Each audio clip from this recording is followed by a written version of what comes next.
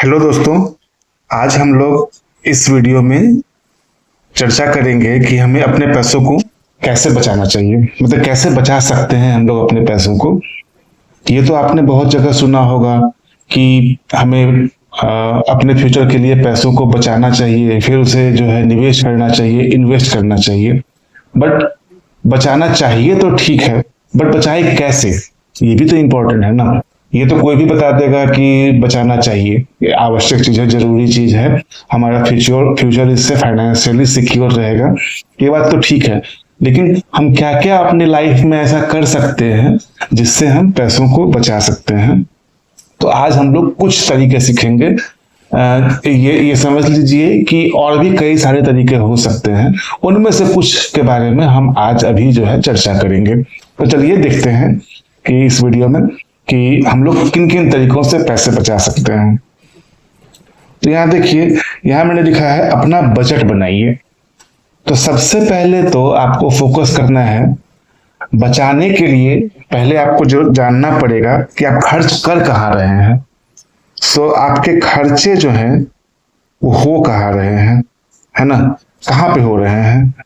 ये जानने के लिए ये बहुत जरूरी है कि आप अपना बजट बनाइए।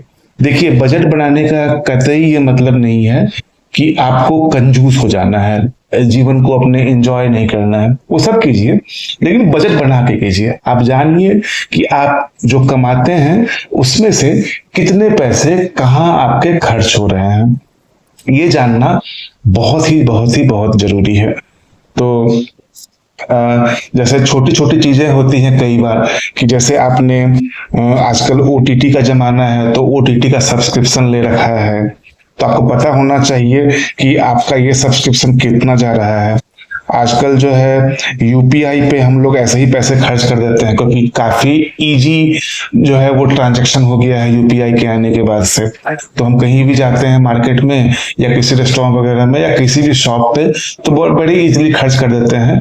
तो हमें सबकॉन्शियसली ये नहीं पता चलता है कि कब हम एक लिमिट से ज्यादा खर्च कर दे रहे हैं। हमने अपने खर्चों को जो है, इसलिए जरूरी है कि आपको बजट बनाइए। आपको पहले पता होना चाहिए कि कितने पैसे आपके पास आए और उसमें से कितने पैसे आप खर्च कर सकते हैं। जैसे कि सपोज कीजिए आपके जो मंथली इनकम है, आपकी जो सैलरी है, मंथली इनकम जो है, मैं टेक होम की बात यहाँ जो भी मैं पैसे की बात करूंगा, जब भी मंथली इनकम की या सैलरी की, तो वो टेक होम होगा, ठीक है ना। तो वो टैक्स वैक्स काट के जो भी है, या जो भी आपका पीएफ वगैरह कटता है, ये सब काट के मैं कह रहा हूँ। तो मान लीजिए कि आपका टेक होम सैलरी जो है मंथली वो है 10,000 रुपये, ठीक है, 10,000 रुपये है, इतना है आपका। तो आप शुरुआत में ही ये बजट बना लीजिए कि आप करिए कि मुझे कुछ पैसे सेव करने हैं। तो सपोज कीजिए आपने इसमें से 500 रुपये जो है वो अलग कर दिए, है ना। उसके बाद आप ये जरूर कीजिए कि कितने पैसे आप जहाँ रहते हैं, सपोज कीजिए आप किराए के मकान में रहते हैं, तो कितना आपको किराया देना है में खर्च हो रहा है आपका, कितना आपका अगर ओटीटी सब्सक्रिप्शन है उसमें खर्च हो रहा है, कितना आप खाना खा रहे हैं उसमें खर्च हो रहा है, अगर आप ऑफिस आते जाते हैं तो कितना वहां जाने, अगर आपके पास अपनी बाइक है तो कितना पेट्रोल खर्च हो रहा है, अगर आप पब्लिक ट्रांसपोर्ट यूज करते हैं तो कितने पैसे खर्च हो रहे हैं। ये सब कुछ का ट्रैक रखिए।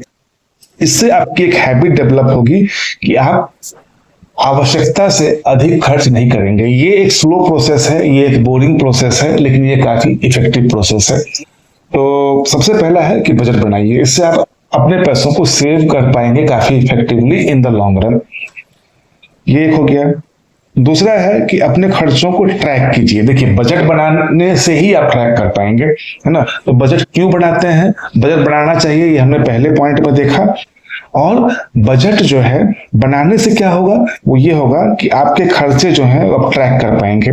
मतलब बजट आप बनाएंगे, आप अगर आपके पास लैपटॉप है तो आप एक्सेल शीट में उसको लिखिए, हर दिन का जो आपका खर्चा होता है कि यूपीआई में मेरे 2 रुपए खर्च हुए, है ना, तो इसको लिख लीजिए। चाय पीने गया तो वहां 15 रुपए खर्च हो गए, इसको लिख लीजिए। कहीं भी आप या तो आप एक्सेल शीट पे लिखिए है ना। यहाँ आपके पास अगर लैपटॉप नहीं है, आपकी एक्सेसिबल नहीं है आपके पास, तो आप किसी भी एक कॉपी रख लीजिए, एक डायरी रख लीजिए, कुछ भी रख लीजिए। आपने सपोज कीजिए कि एक डायरी रख लिया, एक नोटबुक रख लिया, कुछ भी आप रखिए, और उसमें जो है आप एक एक खर्चे को अपने ट्रैक कीजिए। इससे क्या होगा, मंथ एंड में आप ये देख पाएंगे कि मैंने कितने पैसे कहाँ खर्च किए, और उससे आपको एक अंदाजा लग पाएगा कि इसमें से कुछ ऐसे खर्चे जरूर थे जो मैं शायद नहीं करता तो भी मेरा काम चल जाता। और उससे आपकी सेविंग की हैबिट जो है डेवलप होगी, और साथ साथ सेविंग का अमाउंट भी आप बढ़ा पाएंगे, है ना। तो ये है दो चीजें। शुरुआत सबसे पहले है कि आपको बजट बनाना पड़ेगा, है ना, कि आपको कितने पैसे कहाँ खर्च करने हैं, है ना। दूसरा ये, उससे आप ये कर पाएंगे कि अपने खर्चों को ट्रैक कर पाएंगे। ट्रैक करने की हैबिट डालिए, कहीं भी कीजिए, एक्सेल शीट में कीजिए। अगेन ये भी काफी बोरिंग प्रोसेस है लेकिन इफेक्टिव प्रोसेस है। 10,000 की मंथली सैलरी पे आपको लगेगा मैं 500 रुपये बचा के कर ही क्या लूंगा, लेकिन आप ये समझ जाइए कि अगर आप 10,000 पे 500 नहीं बचा पा रहे हैं तो कल हो के आपकी सैलरी 1 लाख भी हो जाएगी तो भी आप उसमें से कुछ बचा नहीं पाएंगे सब्सटेंशियल अमाउंट। इसीलिए हैबिट इज मोर इम्पोर्टेंट कि अमाउंट से ज्यादा। तो करियर के शुरुआती दिनों में ही जब से आपको पैसा मिलना शुरू हुआ, कमाना आपने शुरू किया अपना पैसा, तभी से आपको सेविंग की हैबिट डालनी चाहिए। भले ही आप, मैंने तो यहाँ 500 लिखा है, आप अगर 100 रुपये ही बचा पा रहे हैं वो भी ठीक है। आप कहीं से शुरू जरूर कीजिए, कुछ भी बचाइए लेकिन बचाइए जरूर, ठीक। अब एक बहुत इंपॉर्टेंट कंसेप्ट चलता है, वो है डिलेड ग्रेटिफिकेशन। अब देखिए, क्या अभी तक हमने क्या सीखा कि हमें बजट बनाना चाहिए और अपने खर्चों को ट्रैक करना चाहिए। इससे हमें पता चल जाएगा मोटा मोटा कि हम कितना खर्च कहाँ कर रहे हैं और कहाँ से हम कटौती कर सकते हैं। अब कटौती कैसे करें, उसके लिए एक बहुत ही इंपॉर्टेंट, बहुत ही फेमस कंसेप्ट है डिलेड ग्रेटिफिकेशन। हिंदी में इसे ऐसा समझिए, हिंदी में टर्म क्या है तो मैं नहीं जानता, लेकिन इसका अर्थ क्या है वो मैं समझाता हूं आपको। तो डिलेड ग्रेटिफिकेशन वो होता है कि सपोज कीजिए कोई ऐसी चीज जो आप लेने जा रहे हैं, जैसे आपको लगता है कि ये चीज मुझे चाहिए। फॉर एग्जाम्पल, जैसे कि एक महंगी शर्ट, या अगर आप मेल हैं तो मैं आपके लिए कह रहा हूं, या फीमेल है तो सपोज कीजिए कोई महंगी ड्रेस। सपोज कीजिए कि आपकी सैलरी है 10,000 रुपये, और आपका अभी जो है वो ऑफिस से कपड़ों, ऑफिस जाने आने के जो फॉर्मल ड्रेसेस हैं मैं उनके अलावा बात कर रहा हूँ आम जीवन में, कि आपको लग रहा है कि यार मैं जो है ना, मुझे ये, आप कहीं पे घूमने गए, आपको दिखाई पड़ी 3,000 रुपये की शर्ट, तो मैं ये लेना चाहता हूँ। तो आप, मैं ये नहीं कह रहा हूं कि आपको नहीं लेना चाहिए, बस मैं ये कह रहा हूं कि कुछ दिन तक आप रुक जाइए। 2-3 चीज आप कर सकते हैं। पहला तो आप ये देखिए कि आप 1 वीक तक रुक जाइए, 1 वीक, 1 सप्ताह आप रुक जाइए। अगर आपको 1 सप्ताह के बाद भी वो लग रहा है कि वो 3,000 की शर्ट, पहले तो आप ये समझिए कि 10,000 रुपये आपकी टेक होम सैलरी है, और उस पर 3,000 की शर्ट जो है आपका 30% है 1 महीने की टेक होम सैलरी का। तो ये अपने आप में बहुत ही महंगा है आपके लिए। 3,000 रुपये ऐसे इन जनरल महंगा नहीं भी हो सकता है। ये महंगा या सस्ता बाय द वे वो एक रिलेटिव टर्म है। महीने में जिसको 5 लाख रुपए की इनकम है उसके लिए 3,000 रुपये कुछ भी नहीं है, लेकिन जिसकी महीने में 10,000 रुपये या 20,000 रुपये इनकम है उसके लिए 3,000 रुपये एक सब्सटेंशियल अमाउंट है। तो अगर आप एक शर्ट पे 3,000 रुपये खर्च करने जा रहे हैं तो पहले सोचिए। तो आपने एक शर्ट देखी, ऑनलाइन देखा या कहीं पे आप दुकान में गए, वहां आपने देखा, आपको पसंद आया, तो आप पहले रुक जाइए, 1 सप्ताह रुक जाइए। अगर 1 सप्ताह के बाद भी आपको लग रहा है कि नहीं मुझे ये शर्ट चाहिए ही चाहिए, तो आप क्या कीजिए कि आप उसके लिए कुछ पैसे बचाना शुरू कीजिए। एक बार में तो आप नहीं ले पाएंगे, क्योंकि 10,000 रुपये यदि कोई कमा रहा है तो उसमें से वो कितना ही क्या कर लेगा। 500 रुपये बचा पा रहा है, मान लीजिए आपने 500 रुपये की हैबिट डाल ली है बचाने की, तो तो मान लीजिए आपने 500 रुपये बचाने की हैबिट डाल ली है, तो आप 6 महीने तक अगर सेव करेंगे, 500 rupees 5,000 into 6 is equal to rupees 3,000। तो आपने 6 महीने सेव किया तो आपकी एक शर्ट आ गई। जिस शर्ट को पहन के आपको शायद अच्छा लगे तो आप ले लीजिए, वो आपने पहले सेव किया और फिर लिया। अगर आप ये ना करके ये करते कि अगर मान लीजिए वहां उस दुकान पे कोई ऑफर चल रहा होता है ईएमआई वगैरह का, तो आप ये जान जाइए नो कॉस्ट ईएमआई में भी जो जीएसटी वगैरह होता है वो आपके ऊपर ही आता है। सपोज कीजिए कि 3,000 की शर्ट आपको कोई 6 महीने की ईएमआई पे दे रहा है, तो 500 रुपये पर मंथ आया। आपने सोचा कि मैं 500 रुपये पर मंथ तो 10,000 तो कमाता ही हूं मैं, तो 500 रुपये मैं जो है वो लगा देता हूँ। बट और नो कॉस्ट ईएमआई है तो मेरा 3,000 ही पड़ेगा। लेकिन ऐसा समझिए ये 500 नहीं होगा, फिर वो कुछ रुपए और होंगे उसके ऊपर जीएसटी के। वो जीएसटी जो है वो कस्टमर से ही चार्ज किया जाता है नो कॉस्ट ईएमआई में भी। इस बात को आप समझ जाइए, ठीक है ना। तो इसीलिए आप जो है डिलेड ग्रेटिफिकेशन का मतलब यह है कुछ दिन रुक जाना। आप जो चीजें अभी चाह रहे हैं और जो आप अभी अफोर्ड नहीं कर पा रहे हैं और आप बहुत ज्यादा इस बात के लिए इंस्पायर्ड हैं कि मैं लोन ले लेता हूँ, ईएमआई करा लूंगा उसकी और ये चीज अभी खरीद लेता हूँ, उस चीज के लिए आप अभी रुक जाइए, कुछ दिन रुक जाइए, 6 महीने साल भर कुछ पैसे सेव कर लीजिए तब लीजिए। तो ऐसे में आप कर्ज के जाल से भी मुक्त होंगे और 1 साल में ऐसा कुछ बहुत ही बड़ा मेजर चेंज नहीं आ जाएगा। तो आप उस चीज को उठा पाएंगे और अपने पैसों से उठा पाएंगे, कर्ज पे नहीं उठा पाएंगे, ठीक है ना। इसी चीज को कहते हैं डिलेड ग्रेटिफिकेशन। ये लाइफ की किसी भी चीज में लग सकता है। मान लीजिए आपको बाइक खरीदनी है, आपकी सैलरी है 50,000 रुपये महीने की और आपको 3 लाख की एक रॉयल एनफील्ड की बाइक खरीदनी है, तो देख लीजिए ये आपके टेक होम सैलरी का 6 महीने के बराबर का है। तो ये बहुत बड़ा कॉस्ट है। तो आप उसके लिए कुछ बचाना शुरू कीजिए, कुछ भी कहीं पे भी बचाना शुरू कीजिए। मान लीजिए आप उसके लिए जो है कुछ पैसा बचाना आपने शुरू किया, मान लीजिए 5-5 हजार रुपये आपने बचाना शुरू किया और साल भर में कुछ पैसे आपके जमा हो गए, 60,000 रुपये जमा हो गए।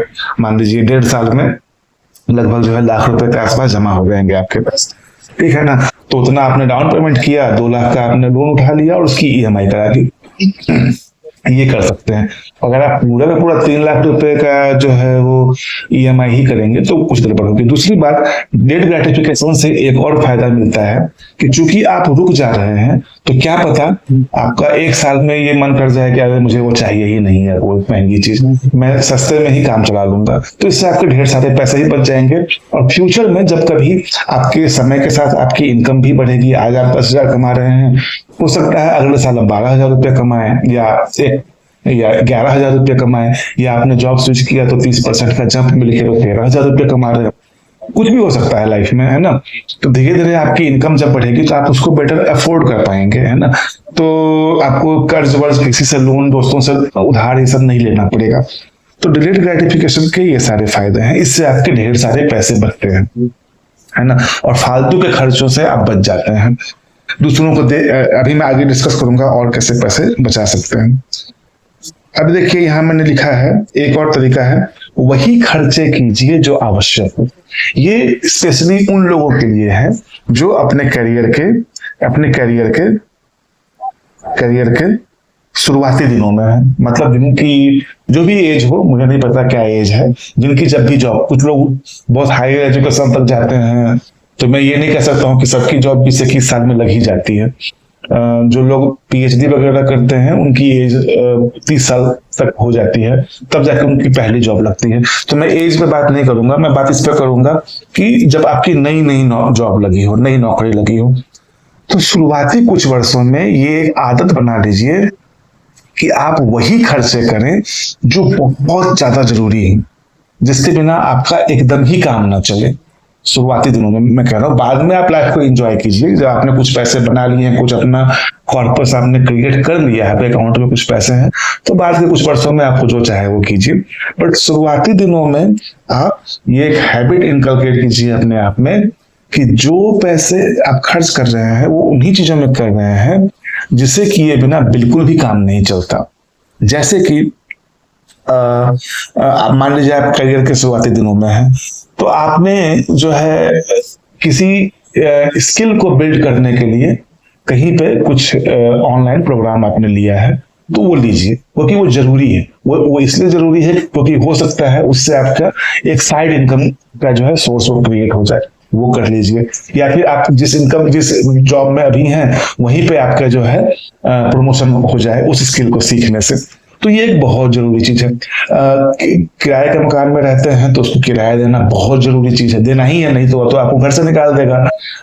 खाना, अच्छा खाना बहुत जरूरी है, उस पर जरूर खर्च कीजिए, अच्छे से कीजिए। लेकिन खाना अच्छा खाने का मतलब ये नहीं कि महंगा खाना खाना और बाहर जाके खाना खाना। आप ये शुरुआती दिनों में आपकी सैलरी कुछ भी हो, मान लीजिए आपने बहुत अच्छी जगह से एजुकेशन लिया है और आपको 1 लाख रुपए पर मंथ का टेक होम सैलरी वाली जॉब मिल गई है ना, तो आपको लगेगा कि अरे 1 लाख सैलरी है, बहुत ज्यादा है। उस समय भी अगर आप अपने करियर के बिगिनिंग में हैं तो आपको सिर्फ और सिर्फ जरूरी चीजों पे ही खर्च करना चाहिए और मैक्सिमम अमाउंट ऑफ पैसा जो है वो सेव करना चाहिए, है ना। तो इसलिए अपने मेडिकल इंश्योरेंस लीजिए, वो जरूरी है। अच्छा खाना खाइए, फ्रूट्स खाइए, हेल्दी फूड खाइए, जो भी होता है वो सब चीजें घर में खाइए। बाहर आपको जाना ही है तो कुछ सर्टन अमाउंट है अपने मंथली सैलरी से अलग कर दीजिए उसके लिए, और उन्हीं पैसों से बाहर जाइए। जैसे कि मैं आपको कह रहा हूं कि आपको बाहर ही जाना है ना, तो सपोज कीजिए कि आप देखिए जो 10,000 रुपये कमाता है महीने का, उसको तो मैं नहीं कह पाऊंगा। उसके लिए यही है कि भाई आप जो है अपनी सैलरी, अपनी इनकम बढ़ाने पे जोर लगाइए पहले, फिर बाहर जाके खाने की सोचिएगा। उनकी बात कर लेते हैं जिनकी सैलरी थोड़ी बहुत ठीक ठाक है। मान लीजिए जिनकी सैलरी, टेक होम सैलरी जो है वो 50,000 रुपये है महीने के। मान लीजिए ऐसा कोई व्यक्ति है और अब वो लाइफ में थोड़ा बहुत जो है चाहता है कि बाहर जाए। तो फर्स्ट ऑफ ऑल आप एक बात समझिए, बाहर जाके रेस्टोरेंट वगैरह में खाने से बहुत तरह के लॉसेज हैं। एक लॉसेज ये फाइनेंशियल, अभी तत्काल का लॉस कि आपके अकाउंट से कुछ पैसे चले जाएंगे। ऊपर से बाहर का खाना पता नहीं कैसा मसालेदार हो, क्या हो, आपकी बॉडी उस हिसाब से एडजस्ट की हो या ना की हो, तो वो जो होगा आपके हेल्थ पे इम्पैक्ट जो पड़ेगा, निगेटिव इम्पैक्ट, वो फिर बाद में आपसे पैसे खर्च करवाएगा। तो पैसे के टर्म में आप अभी भी लॉस में हैं, क्योंकि आपको तुरंत में खर्चा करना पड़ रहा है उसका बिल पेमेंट करने के लिए, और बाद में तो जो है वो तो है ही है हेल्थ का लॉस। बट स्टिल आप ऐसा कर सकते हैं कि वंस इन अ वाइल, है ना, कभी कभी मन कर जाता है दोस्तों के साथ आउटिंग करने का, तो आप ये कर लीजिए कि मैं महीने में 1 बार जाऊंगा। आप हर दिन ना जाएं क्योंकि हेल्थ इंपैक्ट भी बुरा है, या हर वीकेंड पर ना जाएं, इसका भी हेल्थ इंपैक्ट बुरा है। आप ऐसा कर लीजिए महीने में 1 बार जाऊंगा, और कुछ अमाउंट उसके लिए अलग कर लीजिए। जैसे मैं कह रहा हूं कि आप इसके लिए 2,000 रुपये महीने के जो है आप अलग करके रख दीजिए कहीं पर, कि मैं इस महीने बाहर रेस्टोरेंट में जाके खाने के लिए 2,000 रुपये ही खर्च करूंगा, एक ये अमाउंट पे, और नंबर ऑफ टाइम्स कि मैं एक ही बार जाऊंगा, एक बार से ज्यादा नहीं जाऊंगा, है ना। तो ऐसे में आपकी अच्छी हैबिट्स डेवलप होंगी कि आप बाहर का कम खाना खाएंगे, और दूसरा आपकी सेविंग की हैबिट भी डेवलप होगी कि आप सेव भी करेंगे पैसों को, है ना। तो ये कर लीजिए, है ना। तो उतना ही खर्च कीजिए जो आवश्यक हो, है ना। इसी प्रकार से आपको कहीं घूमने जाना है ना, तो आप उसके लिए क्या कीजिए, आप घूमना तो अच्छी बात है ना, इसका तो कोई हेल्थ का डिसएडवांटेज भी नहीं है, आपको जरूर जाना चाहिए। तो मान लीजिए अगेन यही पर्सन है जो 50,000 रुपये महीने का कमा रहा है, तो सपोज कीजिए आप 5,000 रुपये जो है महीने के वो अलग कर दीजिए, कहीं पर अलग कर दीजिए, और तब साल में आपके 60,000 रुपये जमा हो जाएंगे। मान लीजिए 60,000 रुपये आपके जमा हो गए साल में, तो इससे आप एक ट्रिप बना सकते हैं। आपको चाहे तो वो ट्रिप दोस्तों के साथ करनी हो या सोलो ट्रिप करनी हो, जैसे भी करनी हो आप कर सकते हैं। अच्छा, ये सारी बातें मैं उस पर्सपेक्टिव से कर रहा हूं कि आप सिंगल हैं। अगर आप फैमिली वाले हैं तो भी ये चीज वैलिड है, तब भी ये चीज वैलिड है, आप कर सकते हैं, है ना। तो ये कर लीजिए, है ना। तो ये हो गया, इससे आपकी कुछ हैबिट अच्छी डेवलप होगी। आप मान लीजिए आपको 50,000 रुपये सैलरी मिली, आप पूरा का पूरा उठा करके, अभी आप तो पहली बार जा नहीं पाएंगे, किराए में कुछ पैसा आपका जाएगा। मान लीजिए आप 10,000 रुपये के किराए पे रहते हैं तो वो चला गया। आपके बच्चे, अगर आप फैमिली वाले हैं तो आपके बच्चे हैं, उनकी एजुकेशन में मान लीजिए, मुझे नहीं पता कितना है, अगर 2 बच्चे हैं और 5,000 रुपये फीस है तो 10,000 रुपये तो वही हो गया आपका। 20,000 रुपये यहाँ चले गए। खाने पीने के महीने के खर्च जो है वो 10,000 रुपये अलग से है, 30,000 रुपये यहाँ चले गए। तो कुछ पैसे तो आपको सेव भी करना है। मान लीजिए आप एक हैबिट जरूर डेवलप कीजिए कि 50,000 में से कम भी, तो गिरी से गिरी हालत में से भी मैं 5,000 रुपये जरूर ही सेव करूंगा, चाहे कुछ भी हो जाए। तो ये पैसा आपको खर्च नहीं करना है। आपके पास खर्च करने के लिए 45,000 रुपये ही है, उसमें से 30,000 रुपये यहाँ जा रहे हैं। 2,000 रुपये आपने रख दिया कि एक बार मैं फैमिली के साथ महीने में बाहर जाकर खाना खाऊंगा, और 5,000 रुपये आप मंथली जो है कहीं किसी और अकाउंट में डाल रहे हैं, ताकि साल के अंत में एक बार जो है मैं कहीं पे कोई ट्रिप करूंगा, जहां पे भी पॉसिबल हो, बजट में जो आएगा वो। ठीक है ना? तो इससे आपकी डेवलप होगी हैबिट कि आप वही खर्चे करेंगे जो आवश्यक हो। फिर क्या है, कुछ पैसों को एक दूसरे बैंक अकाउंट में डालना शुरू कीजिए। क्यों? कुछ पैसे जो ऊपर मैंने 50,000 रुपीज जो कमा रहा है व्यक्ति, उसके एग्जाम्पल में कहा मैंने कि सपोज कीजिए उसने ये डिसाइड किया कि मैं भाई 5,000 रुपये तो है जरूर ही सेव करूंगा, ये पैसा मैं खर्च नहीं करूंगा चाहे कुछ भी हो जाए। तो इस पैसों को अच्छी बात ये होगी कि आप एक दूसरा बैंक अकाउंट खोलिए, सैलरी अकाउंट से अलग कोई दूसरा बैंक अकाउंट खोलिए, और जैसे ही आपकी सैलरी जो है, आपका बैंक अकाउंट मान लीजिए आपका बैंक अकाउंट 1 है, ठीक है, इसमें ये सैलरी आती है। तो जैसे ही यहाँ सैलरी आए, आप बैंक अकाउंट 2 में ये वाला अमाउंट जो है ट्रांसफर कर दीजिए तुरंत। और जो सेकंड बैंक अकाउंट है उसको मिनिमम एक्सेस पे रखिए। मतलब कहने का मतलब आप उसका डेबिट कार्ड लेके कहीं पे अलमारी में कहीं बंद कर दीजिए। उसको उसके जो ऐप वैप होते हैं वो मत रखिए मोबाइल पे। ठीक है, तो आपकी नजर के सामने वो ना हो तो ही अच्छा है। तो इससे क्या होगा कि ना तो वो पैसा आपके लिए एक्सेसिबल होगा और नहीं आप उसे खर्च करेंगे। आप भूल जाइए वो पैसा। आप मान लीजिए कि मेरी सैलरी 45,000 ही है, 50,000 नहीं है, और इस 5,000 रुपए को आप दूसरे बैंक अकाउंट में डालिए। आपकी नजरों से दूर रहेगा ये पैसा, तो खर्च नहीं होगा। क्या है ना, हम लोग सब ह्यूमन बीइंग्स है।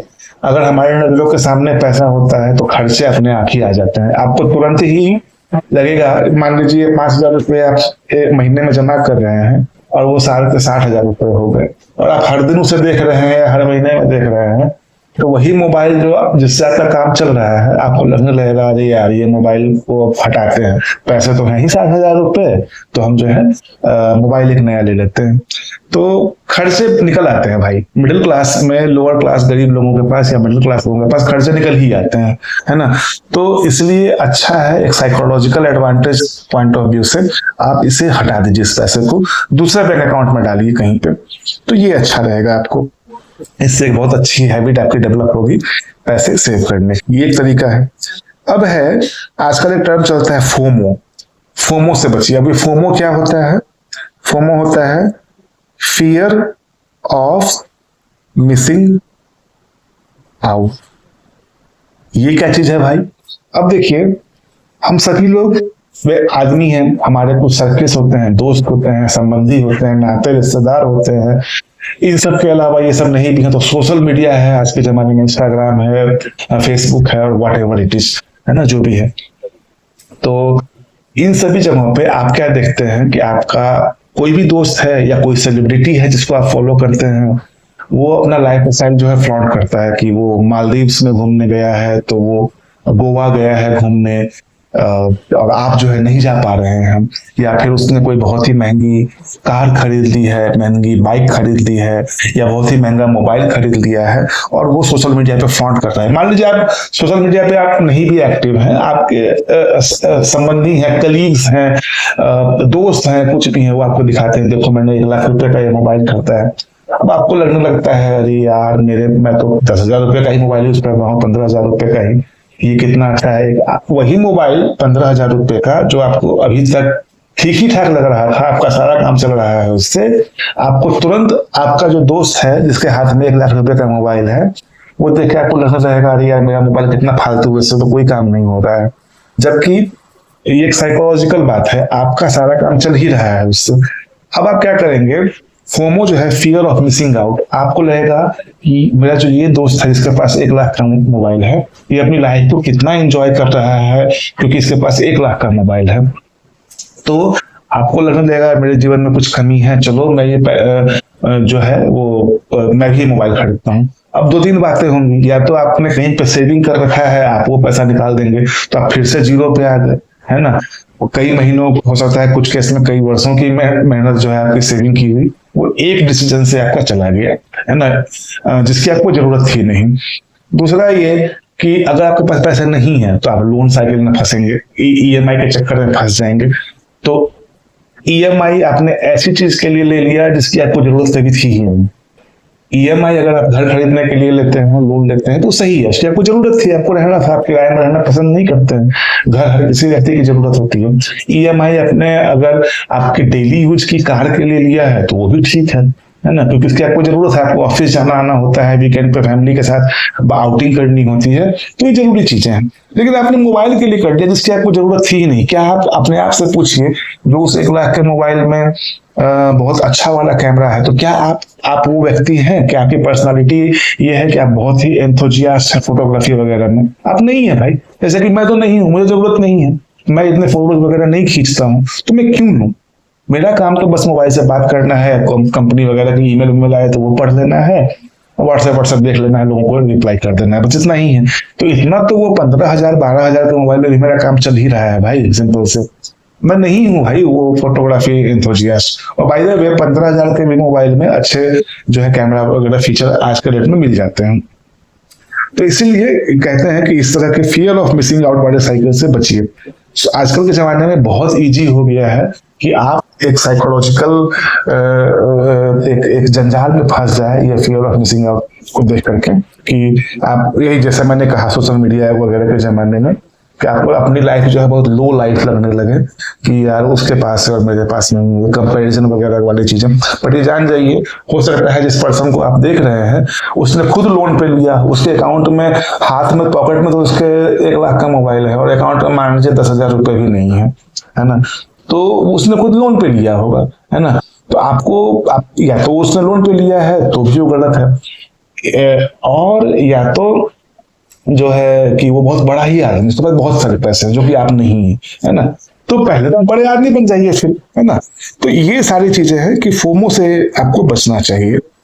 फिर क्या है, दूसरों को दिखाने के लिए अपने पैसे खर्च, ये भी फोमो का ही एक पार्ट है कि आजकल क्या है, हर किसी को सोशल मीडिया पे फ्लॉन्ट करना है, एक फोटो डालनी है, एक आईफोन, मैं किसी मोबाइल का नाम नहीं लूंगा, मतलब एक महंगे मोबाइल के साथ, एक महंगी चमचमाती कार के साथ, भले ही उसको लेने में उसके जो है वो उसने उसकी हालत खराब हो गई हो, उसने बहुत सारे पैसे लोन पे उठाए हो और अब उसके डेली जो खर्चे हैं उसके भी लाले पड़े हों, बट उसे सोशल मीडिया पे दिखाना है भाई, अपनी सोसाइटी में दिखाना है कि मेरे पास ये 50 लाख की कार है और मेरे पास ये देखो 2 लाख रुपए या 1.5 लाख रुपए का मोबाइल फोन है ना।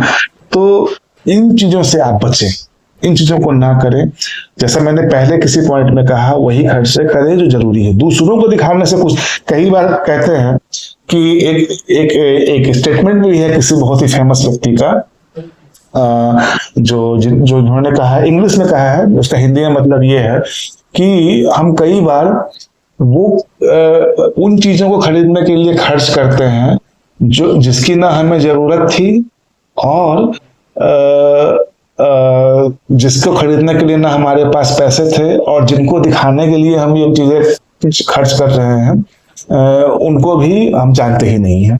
मतलब सोशल मीडिया पे आपको अगर 100 लाइक्स या 200 लाइक्स आ ही जाएंगे, बहुत चांसेस है कि उनमें से आप अगर 200 लाइक आए हैं तो उसमें से आप 190 लोगों को जानते ही नहीं। तो क्या करना है आपको भाई वो लाइक्स लेकर के, क्या हो जाएगा भाई? आप ये देखिए आपके अकाउंट में कितने पैसे हैं, लिक्विड पैसे कितने हैं सेविंग बैंक अकाउंट में, या एफडी के फॉर्म में, या इन्वेस्टमेंट के फॉर्म में कितने पैसे हैं, वो आपको रिच बनाएगा। ना कि दूसरों को दिखाने के लिए आपने पूरा, मान लीजिए आपने 1 लाख रुपए सेविंग की और बड़ी मेहनत से आपने सेविंग की, अच्छा डिसिप्लिन बना के किया, और एक दिन गए किसी को देख के दूसरों को दिखाने के लिए आपने जो है 1 लाख का कुछ खर्च कराया, है ना, जिसकी आपको जरूरत नहीं। जरूरत है तो बिल्कुल कीजिए, जरूरत के लिए ही हम पैसे सेव करते हैं, बुरे दिनों के लिए ही, तो वो आप जरूर कीजिए। लेकिन अगर जरूरत नहीं थी तो आपने खर्च कर दिया क्योंकि इससे मैं फ्लॉन्ट करूंगा सोसाइटी में या सोशल मीडिया पे या दोस्तों कलीग्स के बीच में या रिश्तेदारों के बीच में, तो अब तो आप 1 लाख रुपए से खाली हो गए, अब तो आपका अकाउंट जीरो हो गया। मान लीजिए आपने 1 लाख खर्च कर दिए और इसको करने के लिए आपका अकाउंट जीरो हो गया, और कल होकर फिर से कोई इमरजेंसी आ गई जिसमें आपको सपोज कीजिए 50,000 रुपए की ही जरूरत थी। अब आप क्या करेंगे? आपके पास तो नहीं है, तो फिर आप लोन साइकिल में फंसेंगे, है ना। पर्सनल लोन लेंगे तो वो किसी भी रेगुलर बैंक में भी 11-12% से कम का आपको नहीं मिलेगा, किसी दूसरे से पर्सनल लोन लेंगे तो हो सकता है वो तो 20-25% से ऊपर चला जाए आपका, है ना। इसीलिए भाई साहब, दूसरों को दिखाने के लिए कभी अपने पैसे खर्च नहीं कीजिए। अपने पैसे हमेशा सेव कीजिए, अपने खुद के, अपने परिवार के और अपने बच्चों के फ्यूचर के लिए, है ना। तो ये एक बहुत बड़ी सीख है। तो चलिए, इतने तरीके थे जो हमने देखे। जैसा मैंने पहले कहा था वीडियो के स्टार्टिंग में कि जो मैं तरीके डिस्कस करने जा रहा हूँ वही इकलौते तरीके नहीं है। वही जो 6-7 जो हमने चीजें यहाँ डिस्कस की, 6-7 पॉइंट्स जो डिस्कस किए, यही बस नहीं है। कई सारे तरीके होते हैं। हर व्यक्ति का अपना अपना अलग तरीका हो सकता है कि मैं कैसे पैसे सेव करूं। तो लेकिन आई होप कि ये जो पॉइंट्स हम लोगों ने आज इस वीडियो में डिस्कस किए वो आपके काम आएंगे। होपफुली मतलब ऐसा हो सकता है कि आप इनमें से कुछ तरीके खुद भी जानते हो या खुद भी आप अपने लाइफ में अप्लाई कर भी रहे हो। यदि नहीं कर रहे हैं तो करना शुरू कीजिए, और यदि कर भी रहे हैं तो बड़ी अच्छी बात है। मुझे अच्छा लगेगा कि हम लोग सभी लोग जो है पैसे सेव करने की जर्नी में आगे बढ़ रहे हैं। तो इसीलिए इसी तरह से जो है हमने आज डिस्कस किया कि पैसे कैसे सेव करते हैं। और आप सभी लोगों का थैंक यू कि आपने इस वीडियो को देखा। आई होप कि आप जो पॉइंट्स यहाँ डिस्कस किए गए हैं वो आपके लिए यूजफुल होंगे। अगर आपके लिए यूजफुल है तो आप इसको लाइक कर दीजिए। अगर आप चाहते हैं कि और भी लोगों के लिए यूजफुल है तो आप इस वीडियो को शेयर कर दीजिए। चैनल को जो है आप सब्सक्राइब कर लीजिए, ताकि जब भी मैं कोई नई ऐसी वीडियो लाऊं तो आपको जो है नोटिफिकेशन पहुंचता रहे। अपने सुझाव जो है वो अवश्य ही कमेंट करें आप जो है, और जुड़े रहिए चैनल से, मोटिवेट होते रहिए, मोटिवेट कीजिए, मोटिवेट होइए, है ना। और पैसों को जरूर ही सेव कीजिए। तो तब तक के लिए गुड बाय, और मिलते हैं अगले किसी वीडियो में। Thank you.